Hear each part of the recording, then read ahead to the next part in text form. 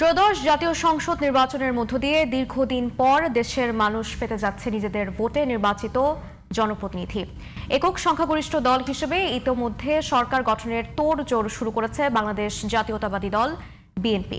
নতুন সরকারের কাছে সাধারণ মানুষের প্রত্যাশাও অনেক। FM বাইজিতের রিপোর্টে বিস্তারিত। 12 ফেব্রুয়ারি দেশের ইতিহাসে এক ঐতিহাসিক দিন। দীর্ঘদিনের ভোটারবিহীন নির্বাচনের পরে যেই দিনে দেশের নাগরিকেরা নিজেদের ভোট নিজেরা দিয়ে নিজেদেরই প্রতিনিধি নির্বাচন করেছে। জনগণের প্রত্যক্ষ ভোটে বিপুল ব্যবধানে সংসদে একক সংখ্যাগরিষ্ঠতা নিয়ে সরকার গঠন করতে যাচ্ছে বিএনপি। তাই দীর্ঘদিনের প্রত্যাশার কথাগুলো বলতে শুরু করেছে মানুষ। শিক্ষার্থীদের প্রত্যাশা আধুনিক যুগোপযোগী শিক্ষা ব্যবস্থা, গবেষণা ও কর্মসংস্থান তৈরিতে নতুন সরকারকে প্রথম থেকেই উদ্যোগী হতে হবে।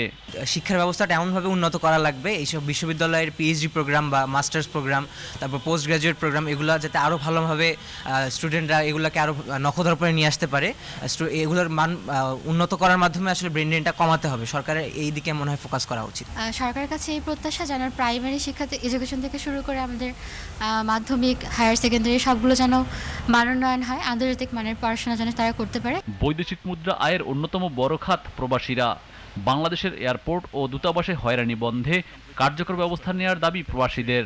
এয়ারপোর্টে দীর্ঘ লাইন, লাগেজ রিসিভ করতে গিয়ে ঘণ্টাখানেক অপেক্ষা করতে হয়। পাসপোর্ট রিনিউ করতে যান, সেখানে অনেক ধরনের হ্যাসেল আছে। যারা বাইরে সেটেল হতে চায় তাদের অনেক সময় পুলিশ ক্লিয়ারেন্সের ডকুমেন্টসের দরকার হয়, সেটা যদি আরেকটু ইজি করা যায়। ঢাকায় দীর্ঘদিন ধরে তৈরি হওয়া বড় সমস্যা অটোরিকশা বন্ধ ও নতুন কর্মসংস্থান তৈরিতে কাজ করার আহ্বান জানান সাধারণ মানুষ।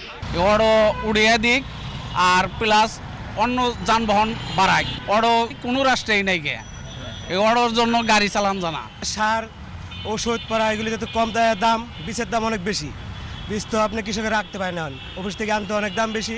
এগুলো তো কম থাকে, তাহলে কৃষক আপনার কম খরচে ধান মারাইতে পারবো, আমরা কম খরচে কিনতে পারবো। বাংলার লোক হলে 20 কোটি, 10 কোটি লোক গরিব। এই দেশে কেন গরিব লোক থাকলো? আজকে কত বছর থেকে প্রতিটা সরকার মনে করো রাজত্ব চালে গাইতেছে দেশ স্বাধীন হওয়ার পর থেকে।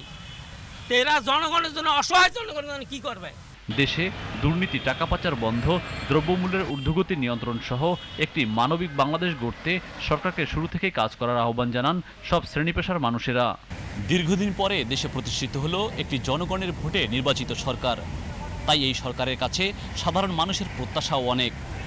ব্যক্তিগত কোনো চাওয়া পাওয়া না থাকলেও এই দেশটি যেন একটি দুর্নীতিমুক্ত এবং সুখী ও সমৃদ্ধ দেশ হয়, এমনটাই প্রত্যাশা সাধারণ মানুষের। FM Bayezid, GTV news, Dhaka.